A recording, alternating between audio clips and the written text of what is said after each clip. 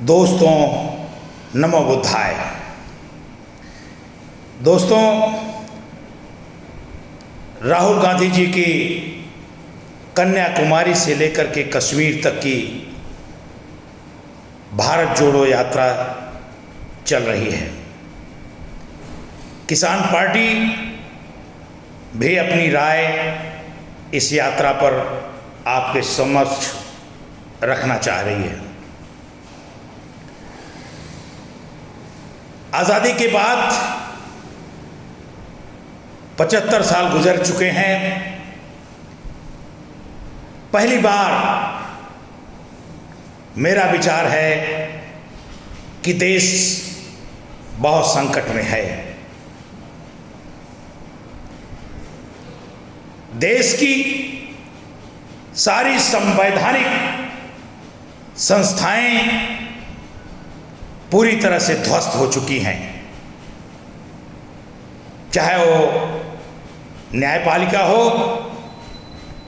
चाहे वो election commission हो, चाहे सीबीआई हो, चाहे ईडी हो।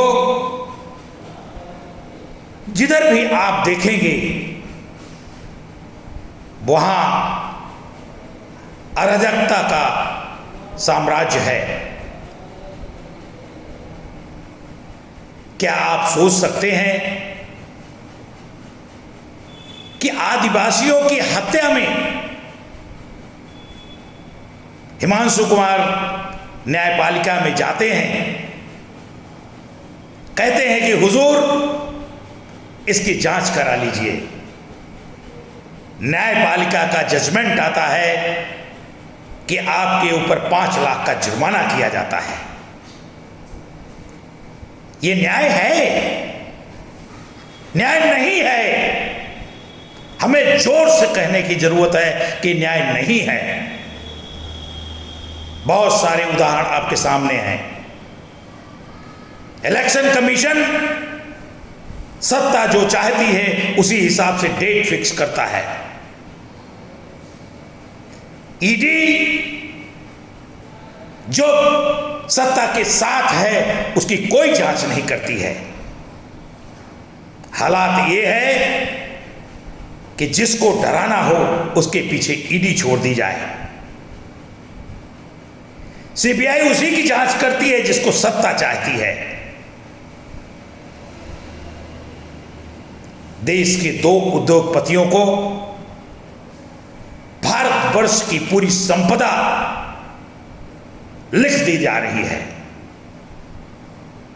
क्या आपको लगता है कि किसी भी संस्था का, किसी भी कंपनी का निजीकरण किया जाएगा तो 2 ही लोग सामने आएंगे, अडानी और अंबानी? जब 2 देश कोरोना में तिल तिल करके मर रहा था उस समय अडानी की संपत्ति बढ़ती जा रही थी। आज भी हजारों करोड़ रोजाना बढ़ती जा रही है। ये सब क्यों हो रहा है? ये सब इसलिए हो रहा है कि सरकार अराजकता का समर्थन कर रही है। खुद सरकार में बैठे हुए लोग अराजकता करा रहे हैं। वो इसलिए कि जिससे एक तानाशाह सत्ता में बना रहे। पैसे की जरूरत अडानी और अंबानी पूरी करेंगे। डराने का काम न्यायपालिका से लेकर के पूरी संस्थाएं करेंगी। और मीडिया तो भड़ुओं की नाच कर रहा है, भड़ुओं की तरह नाचता है। किसके सहारे आप जिंदा रहेंगे? क्या हमारे पूर्वजों ने, भगत सिंह ने, सुभाष चंद्र बोस ने, महात्मा गांधी ने, पंडित जवाहरलाल नेहरू ने, सरदार पटेल ने, अंबेडकर ने, मौलाना आजाद ने इसी तरह की भारत की कल्पना की थी? बहुत लड़ाई हुई, तब हम जाकर के हजारों साल के बाद गुलामी से बाहर आए हैं। आज फिर से देश गुलामी की जंजीरों में जकड़ने की कगार पे है। हमारे पास रास्ता नहीं है। रास्ता केवल एक है।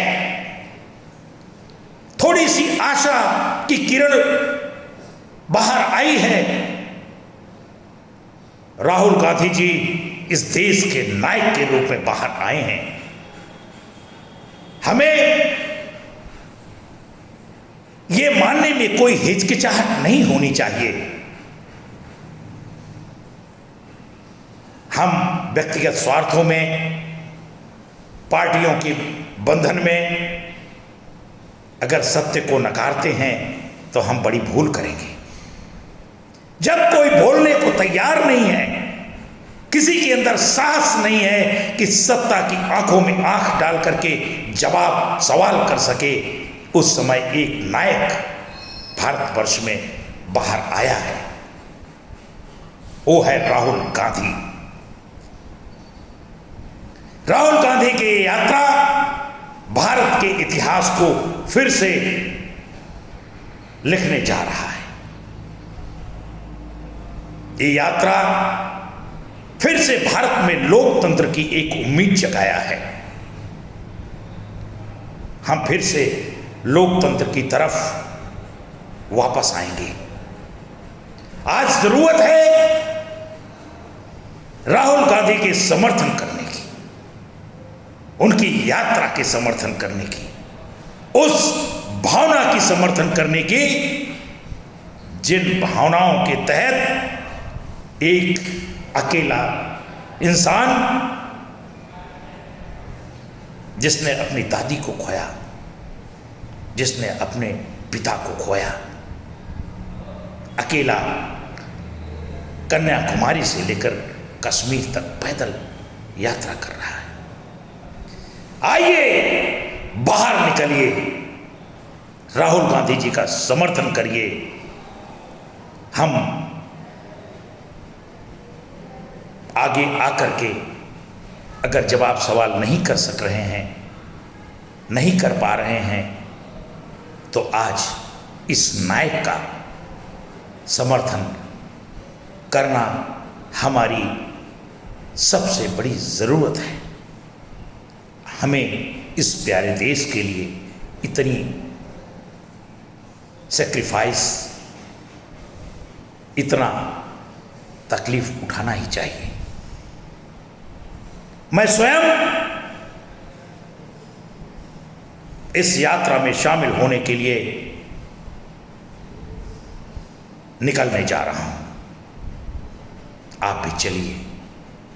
1 दिन, 2 दिन, 4 दिन, 5 दिन, 50 दिन, 100 दिन, जो जिससे हो सके राहुल गांधी की इस मुहिम में, भारत के लोकतंत्र को बचाने की मुहिम में, भारत देश को बचाने की मुहिम में, भारत देश की अस्मिता को बचाने की मुहिम में आइए अपना योगदान करें।